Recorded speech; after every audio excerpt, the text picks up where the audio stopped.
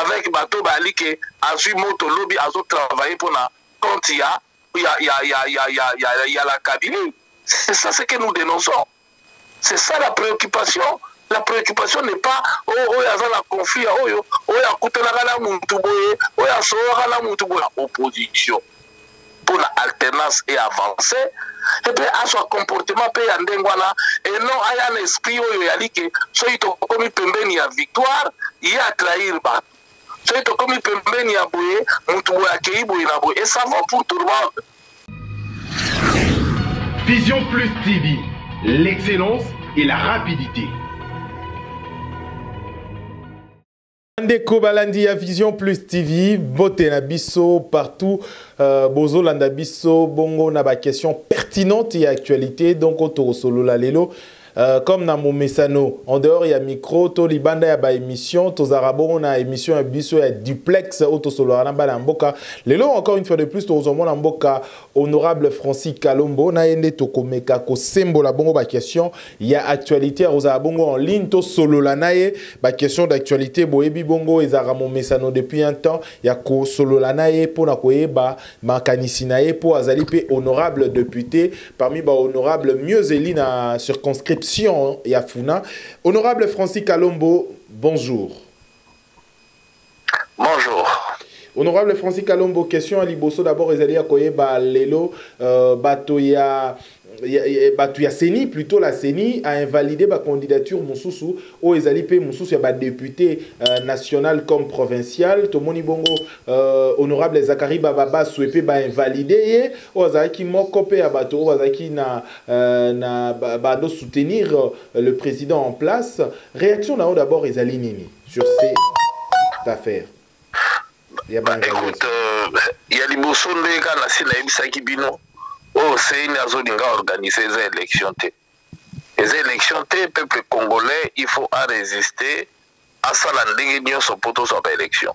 Je n'appelle pas aux gens à boycotter l'élection. Je dis bien, nous devons amener la Kabylie aux élections, mais aux vraies élections. Donc, le peuple faut résister. Laisser faire les bazos salawan les arbitraires. La CENI a la compétence mogoté. Il y a Alamuki na Tongo abandi ko sala bilo kazo sala. Toujours exemple kaka ya Jean-Pierre Bemba. Au nom de quoi la CENI a ko écarter Jean-Pierre Bemba puisque ils a la constitution. Ils a la nini balobi bien que Mouto azali condamné pour corruption a ko za la candidaté. Jean-Pierre Bemba n'est pas condamné pour corruption. Il est condamné pour subornation à témoin. Et quand tu prends code pénal à Congo, comme la subordination des témoins, infraction à la crime, ça existe. C'est l'article 129, il y a code pénal là-bas. Et corruption, il y a l'article 147. Il y a bidogomi balé et keseni. Égale corruption, parce qu'ils sont au tali même dans le jugement à Jean-Pierre Bemba. Nulle part, balobi que Jean-Pierre Bemba a pesagi batou mbongo. Donc même dans le jugement, il y a un comité qui a corrompu qui bat. Bakomik a influencé qui et que la côte na biso balobi subordination des témoins ils a puni ndenge moko là muto asali faux témoignage. C'est ça la différence. Alors que corruption peut ba élément constitutif il y a une infraction mi balé wana eza ndenge moko te. Donc les ndenge moko te les constituants originaires lorsqu'on fait la constitution là ba législateur tant ba sali loi électorale. Parmi les infractions, il y a l'article 129 du code pénal, ils ont condamné subordination à témoin, il y a l'article 147, ils ont condamné corruption, donc, les biloko bachakite. Pourquoi bino bokozwa yango, pocha yango, pobolo baka ke muto bakondana ki ne loko boye bacheye. Il faut battre bafongola misu. Ils ont condamné pour vol, là condamné pour escroquerie. Et ça n'est pas même ceux qui ont sauvé Ndakimbo. Escroc, azandé bona voleur te. Un escroc a bendi mbongo a utilisé ba nini musupa kwa kuzo mbongo. Par contre muyibi a moni yo fuguli saka cheli boka bendi a kimi nango. Donc ça ba nini ndege mokote. Donc il faut soit tout lier état de droit. Tout lier Congo bonga. Faut tout tambola lango ndenge et segeli ko tambola lango. C'est-à-dire droit ya mutu et à la respecter. Mais bien qu'on y soit et à la respecter. Donc, tokoki kozala na 2 poids 2 mesures te bozwi ka ya Sami Badibanga bakomi bien na nini ministre apesi ye ke bapesi ye nationalité a recouvert nationalité congolaise na ye d'origine au nom de quoi CENI akokende koloba aza na nationalité d'acquisition azwi mo wana wapi atrouvango na document nini te to aimagine soki CENI akomi koimagine ekomi makambo ya soni ekomi vraiment makambo ya n'importe quoi parce que même mwana moka akosala te CENI n'avait qu'à établir sur base de pièces bato bayebi ke moto aza congolais te basaisir justice badénoncer à ce moment-là cour constitutionnelle ekoki kotranche me na ndenge CENI azotambusa makambo elakisi mbala moko ke CENI azoki tozokende na élection te ata tozalaka baaveugle ata bato yango bazozoba biso olandaki bino moko CENI na réunion na bango baenregistra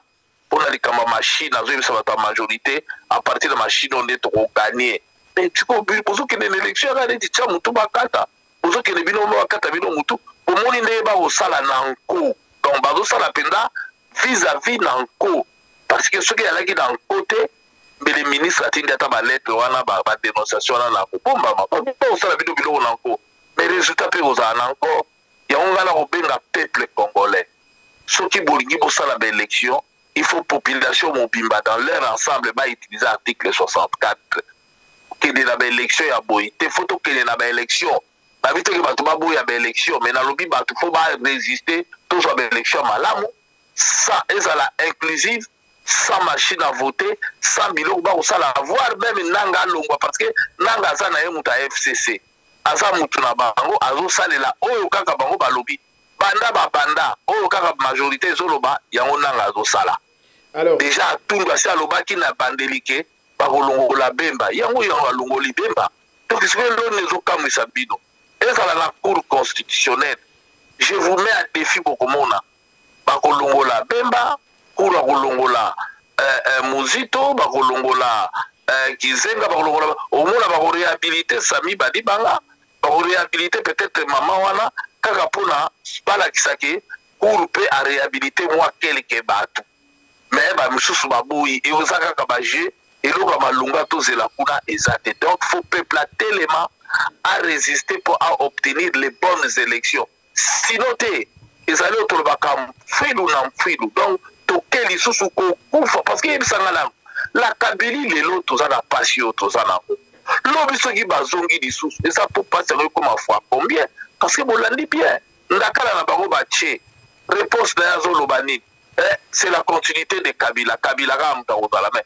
soki Kabila kozala ezaka mpo tomene vi oyo tozomene lelo koma peuple tokokoma tokozala na bapoint oyo totika kaka boye bato tozomona ke balingi bazoba biso tozondima mpe bazoba biso. Alors, honorable Francis Kalombo, je rappelle que vous allez moko ya bato oyo militant pe pour na PPRD na passé na yo. Alors, est-ce que les lots de Bapano et Tumbwami na Kinshasa d'abord, les alliés à aujourd'hui, Pessi, tout va plébisciter, moi Namboka, comment le président plutôt en place, Joseph Kabila Kabange, en tant que père, il y a démocratie. Bapano et Zali, Batobaï Kolobango, Lélo, votre réaction d'abord, vous l'aviez connu, au Moniba œuvre naé, en dehors, il y a Rosana opposition. Si Lélo va payer titre wana honorifique, est-ce que costume wana zo kokanae? Eleki est mon nene. Costume wana eleki est mon nene. Est-ce que yemo baza conscient qu'il appelle la démocratie? Yemo botuna soit onima. Est-ce que la mutema na ya yebi kaza appelle la démocratie? Démocratie eza oyo ezo sala. Démocratie est-ce que eza oyo ezo sala? Eza soni. ezaka rapport bato moko basali babiyokisa elengi oyo ngai nalobaka bazomiyokisa elengi eza pasi eske démocratie ye moko bango moko bayebi ke batie démocratie bango nyonso bakima cité bakomi na gombe bakoma na république na bango ya gombe pourquoi bakima cité démocratie ya respect même ya barègle minimum démocratie ekolongola mutu parce que bakondamne mpona subordination ya témoin yo lobi eza corruption démocratie ekolongola mutu yo moko opesi ye papier olobi ke a récupéré nationalité congolaise na ye d'origine allez au Tchango lobby qui était azaïza d'acquisition. Voilà une démocratie. Démocratie, zali loi électorale, l'article 137 terre et lobby qui trouve que ça la vote électronique té. Yo po yebi ke balingi ori susute. Ba vomir yo la population. Au kamati nini, ozui oye na machine pour remplacer peuple. Peuple muta votaka na démocratie. Eza machine té. Peuple muta kolobelo ko ya lingi. Peuple asa lobaki to lingi machine à voter té. To lingi vote électronique té. Yo ke zolka ba ordinateur électronique oya na po ba voter. Pourquoi on sala na bulletin papier té? Est-ce que wala ndé démocratie? Démocratie nini ya ekokota. So to agi na démocratie, mais to moni ba jelo ba firme ba nani bazo konne audio comme na prison. Oh, prison etondi na ba prisonnier politique ité. Peuple mbeleje koko azo kufa nega zo kufa na hôpital. Kuna te na démocratie. Démocratie ya mwana? Non. Tolobite ke soki mutasali mabe bakanga ete. Tolobite ke soki mutasali mabe bafunda ete. Mais soki pe mutasali mabe te. Bokoyi kotika e. Bokoyi kokanga ndenge tozomona te. Bato basali eloko nini. Infraction nini bato ebele basali. Batangela biso.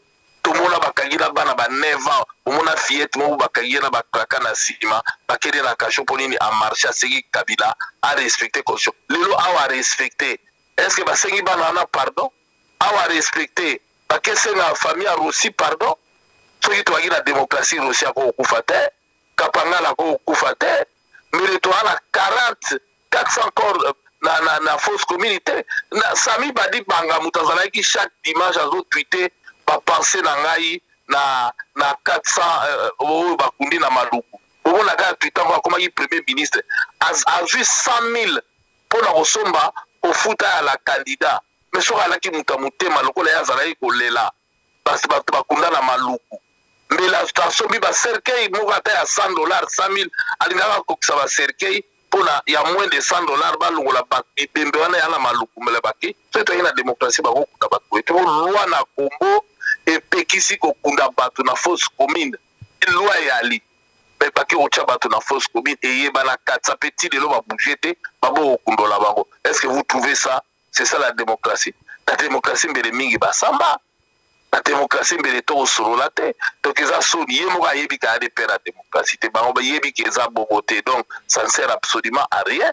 Ya ko sala ba panneau minene pona ko tiola batu. Peut-être yemo ga yebi. Le reste ya minimum ya batu. Bali ko lia mbongo parce que panneau wana eza ofele te. Mutu asali panneau apendi mo etweke da ye. Asali panneau pona mi sepelisa. Donc awo mi sepelisa yemo ko peuple azomo na démocratie te na kati ya vina e.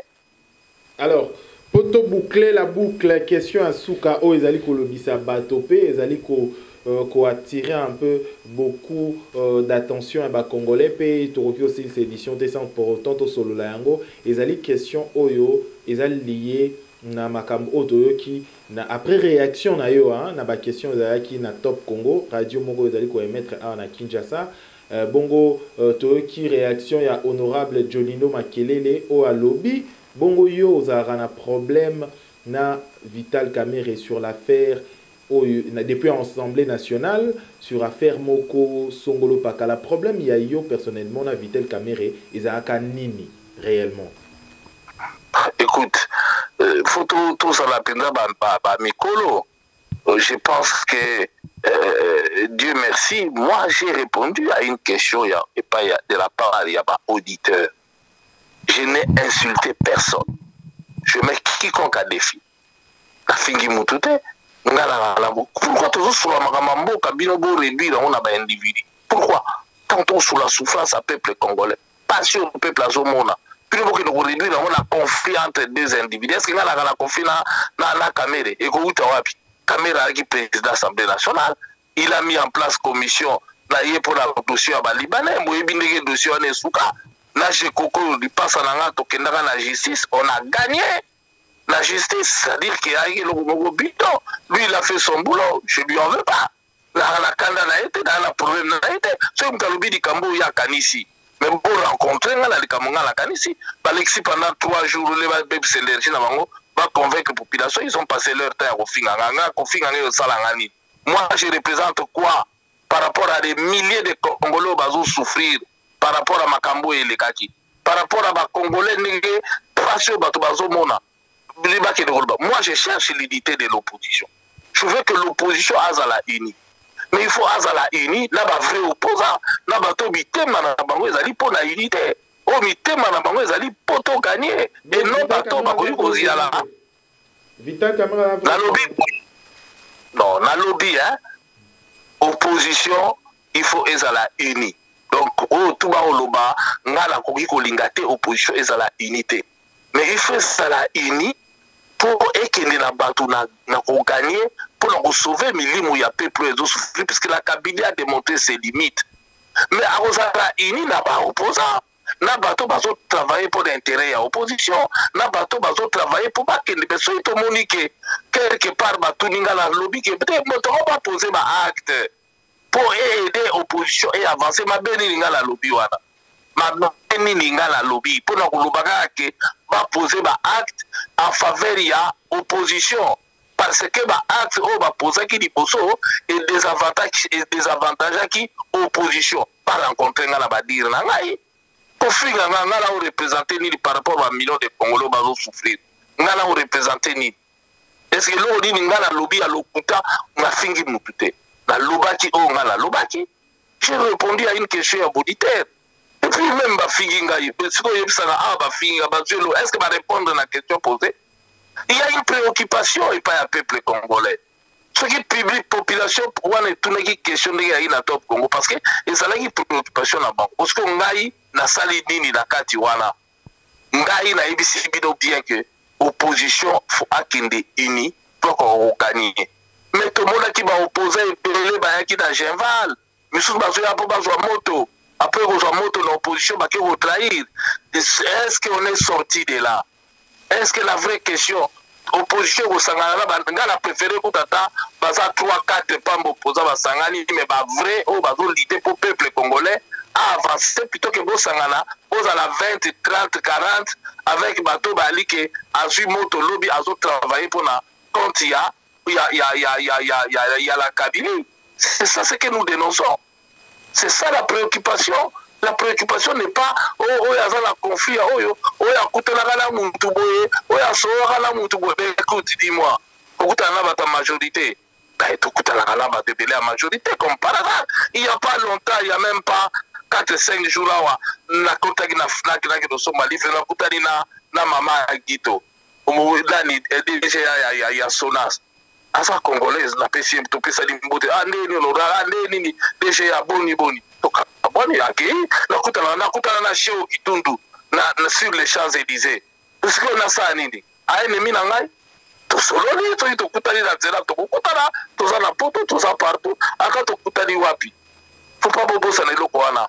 Mais to boyi ba to ba insinuer biloko. Moi je ne suis pas là pour me justifier. Je ne suis pas là pour parler des individus. Je ne suis pas là pour la lobalikambuya na répondre rien. Toza pour la problème ya mboka eza na krik mboka eza ya kokufa tosala ndenge po totombola mboka balobi opposition bayokana mais bayokanaka bato soki boza na bameme ide soki bozo marché ndenge moko voilà pourquoi nazo souhaité mutu nyonso alobi ke alingi atravailler mpona opposition mpona alternance et avancer et puis à son comportement mpe ya ndenge wana et non aya na esprit oyo yali ke soki tokomi pembeni ya victoire ye atrahir bato soki tokomi pembeni ya boye mutu boye akei boye na boye et ça vaut pour tout le monde ça vaut pour tout le monde tozomona yango lelo il faut pas bato bayala baje ya badip nous regardons nous sommes dans l'opposition oyo aza na opposition moi je suis un homme libre j'ai un défaut nanga banda na banda pour c'est mon franc-parler. Même temps où on a eu na Kabylie, j'avais un franc-parler. J'ai dit ce que je pense être vrai et bien. Et n'a beau le peuple a posé une question. À tout n'a pas compte. Il y a un talobara, oh on a la okanisa, oh on a la monnaie vrai. Donc la moya lelo, tout ça a besoin de vraie élection. Tout ça a besoin de parodie d'élection. Il y a besoin de lelo. Ba éliminer Jean-Pierre Bemba, ba éliminer Batunion, ba éliminer ba Mouzito, ba éliminer ba on a encore. Et bon, yo lobi bon, ngai Fayulu, ngai Kamere, ngai Félix, ngai Matungulu, ngai boye, le la biso totika libo, toke na élection, mais ba olia binope, arbitraire au salama.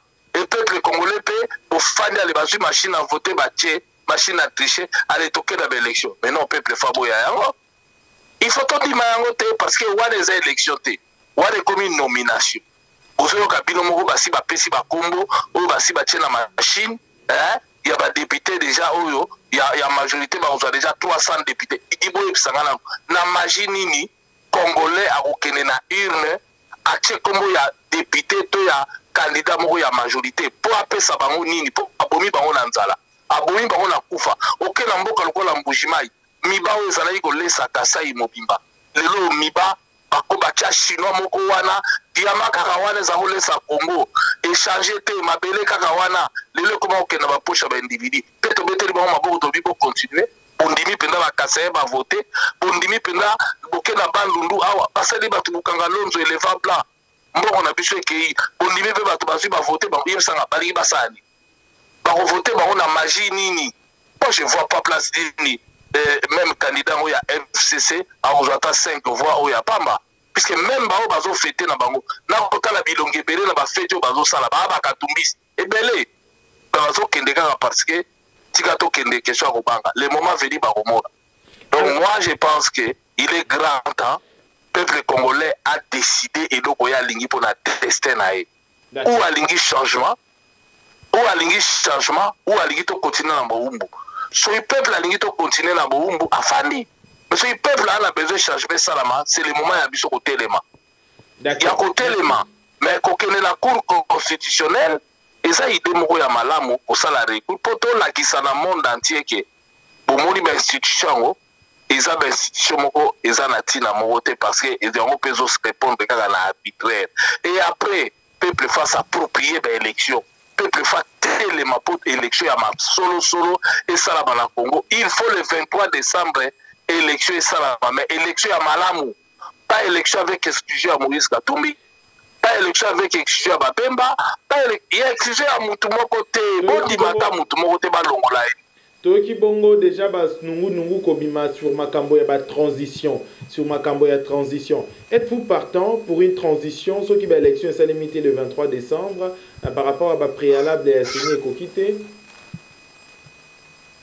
mais nalobi moi la transition bozolo ba transition mais tout ça déjà na transition mandat Kabila c'est là alors c'est ça tout ça la transition mandat Kabila c'est là il faut que nous soit élection to bima na mandat ou na élection le 23 décembre oh tout bazo sala eza buzoba to ko sala élection to le 23 décembre pourquoi au cas où peuple va s'approprier l'élection sala le 23 décembre peuple sera téléméri partout à lobby le 23 décembre élection fait sala mais ko sala le 23 décembre mbongo te mutezangi bato ça ça biso baza après pour élection sala le 23 décembre la Kabila qui ne peut pas souffrir pourquoi on pousse ça il faut tout ça là mais tout ça la vraie la lobby bien le 23 décembre il faut tout ça là mais eza la vraie élection et ngoloba eza la élection moko inclusive avec batu nyonso eza la élection moko sans machine à voter et aussi nanga muta PPRD ya FCC ba bengana ye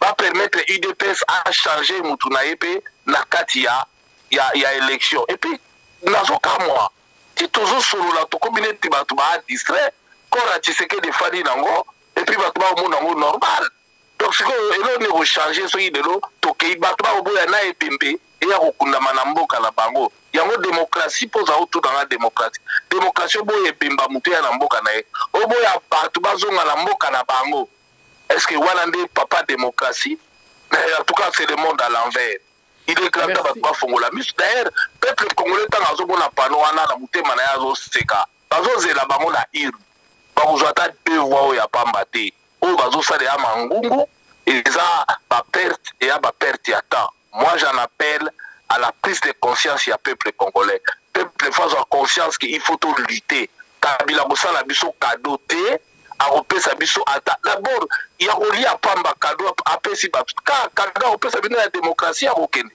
akopesa bino cadeau te il faut peuple à résister à telema pour à gagner élection mais à gagner élection ya malamu à organiser élection ya malamu c'est dans la résistance c'est dans la lutte que peuple a besoin bobo sanate ke bakufi ebele pour la lutte toujours ne pas obtenir les bonnes élections, pour trahir mémoire à bande qu'on a vu sur Bakei, pour trahir mémoire à Bakasa et Bakoufi. Merci honorable Francis.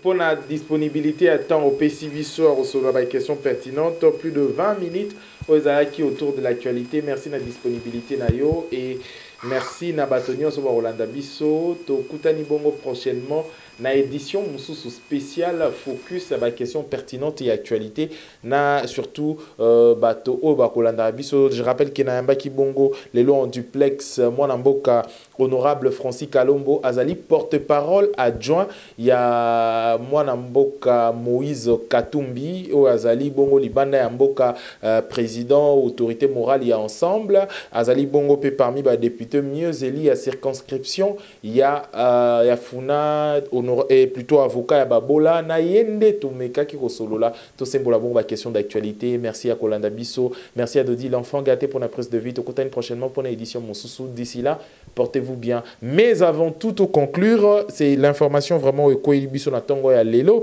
Ça fait mettons 2 jours l'artiste musicien engagé combattant on a plutôt Bob Elvis Oemba dégage Azali Bongo porté disparu jusqu'à présent famille na ezali na inquiétude Bongo ceux qui bozali na ba nouvelle Bongo ya surrier bokoki ko contacter vraiment famille na ezali jusqu'à présent na kolela koluka mwana na bango oyo album na elinga kebima certainement le 6, hein? Donc voilà, mesdames et messieurs, c'est par ici que nous mettons terme à cette édition. On se retrouve prochainement pour une prochaine édition. Au revoir.